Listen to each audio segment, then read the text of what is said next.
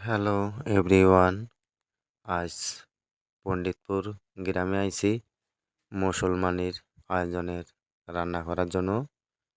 140 জন লোকের আয়োজন, তাই আপনার মাংস রান্না করব 45 কেজি, মুরগির রোস,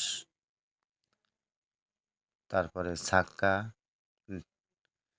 পোলাও ভাত, সাদা ভাত, অনেক রকমের আইটেমের রান্না আজ করব। তাই দেখেন, এখন প্রথমে মাংস বসাইছি। এখন মাংসর মশলা সুন্দরভাবে কষাই নিয়ে মাংস বসাই দিলাম। সুন্দরভাবে মাংসগুলো নাড়াচাড়া করে ঢেকে দেব। তারপরে রান্না যখন হয়ে যাবে তখন লোকজনের খাদ্য দেওয়া হবে। সুন্দরভাবে ভিআইপি কায়দায় খাওয়ানো হবে লোকজনের। দেখেন, সব রান্না কমপ্লিট।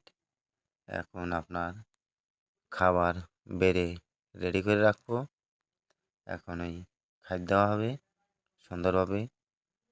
দেখেন, অনেক সুন্দর করে আপনার মাংসগুলো গামলায় সাজানো হচ্ছে।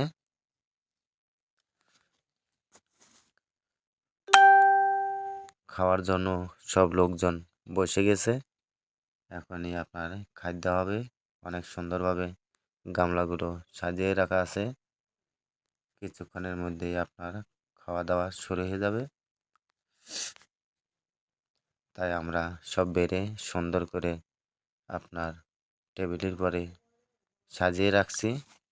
এখনই বসে পড়বে খাতিয়াই। দেখেন, সুন্দরভাবে বসে পড়েছে খাওয়ার জন্য। 140 জন লোকের আয়োজন। মুসলমানের খাওয়া দাওয়া চলছে। এই দেখেন, অনেক সুন্দরভাবে খাবারগুলো বন্টন করা হচ্ছে। কোনো হুড়োতাড়া নেই, রিল্যাক্সে খাবারগুলো বেড়ে দেওয়া হচ্ছে সুন্দরভাবে।